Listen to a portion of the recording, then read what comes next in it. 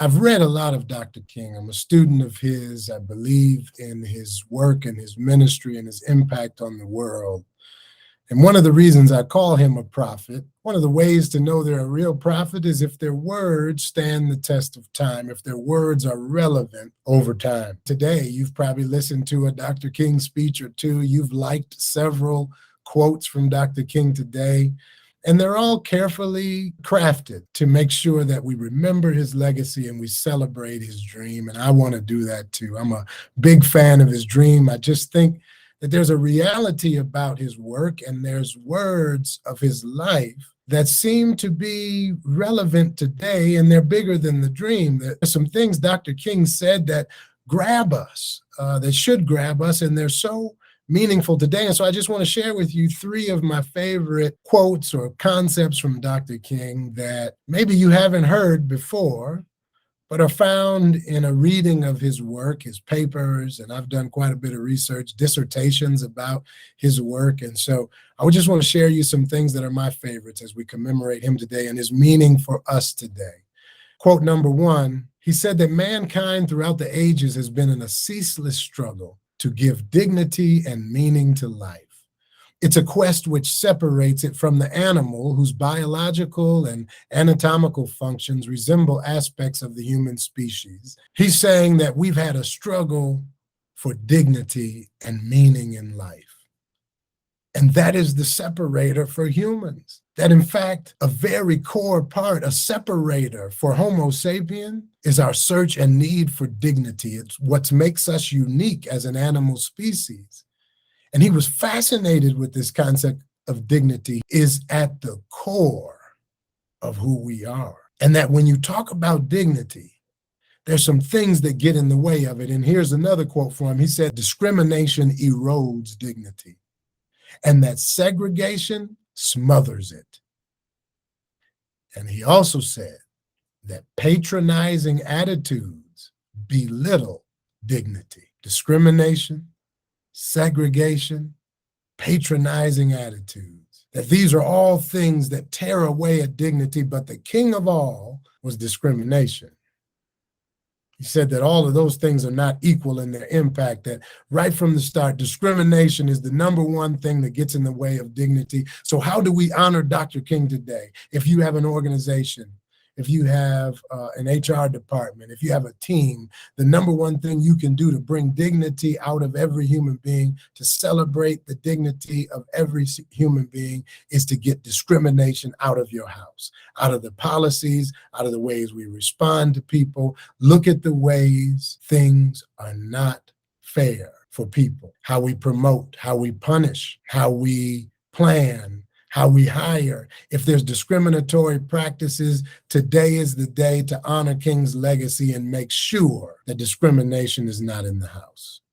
Let's attack that first if we want to make a difference. Number two, he talks about a nagging sense of nobodyness. He said that our greatest problem being that the means by which we live outdistance the ends for which we live. I'll say that again.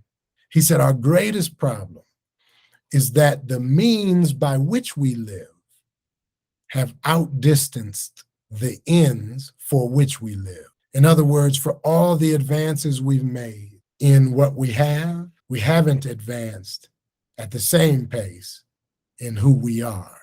And here's what he said the danger was. He understood that we are in danger now of, quote, ending up with guided missiles in the hands of misguided men. Wow. That this sense of nobodyness and the continuance of that sense where there's somebodies and nobodies, if everybody's got dignity and or only some of us have dignity, that the constant back and forth battle around dignity creates this nobodyness, and that nobodyness makes us misguided, and we can make guided missiles and put them in the hands of misguided people.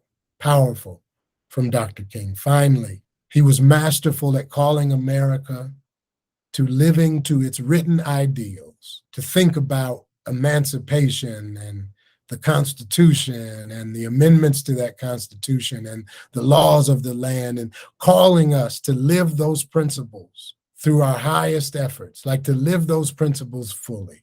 And we've heard today speeches of him talking about the Emancipation Proclamation, and that's all great and good. But there was another proclamation that he would always write about, and he talked about a proclamation of inferiority.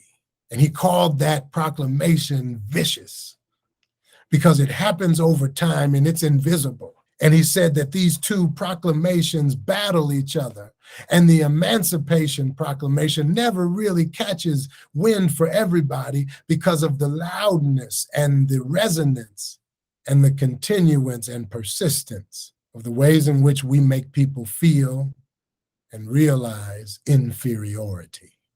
And that proclamation should not sound off just because the zip code changes, but that there is an emancipation for every American by right, not just by zip code.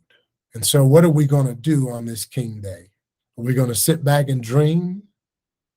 Or are we going to have a strategy to root out discrimination in our organization so that we can have dignity, somebodyness? And on the flip side, are we going to figure out ways in our policies and who we vote for that we get rid of nobodyness? Because see, nobodyness is not just about people in poverty or people on one side of the argument. If you take police violence in the streets, just as one example, there's nobodyness and a proclamation of inferiority on both sides of that equation. And we as Americans, we're going to have to talk about that and deal with that. And that's why we don't use these quotes from Dr. King, because they're hard. They require a response, not just a like or a celebration. They require a tough conversation, and America needs one. And I think it can start with us. We can figure out a way to really honor Dr. King's legacy by taking his dream, a way that moves us forward, and make sure that everybody is somebody. What would be different if we acted like everybody really was somebody? Let's live the legacy of King by changing our approach. Translators, mount up.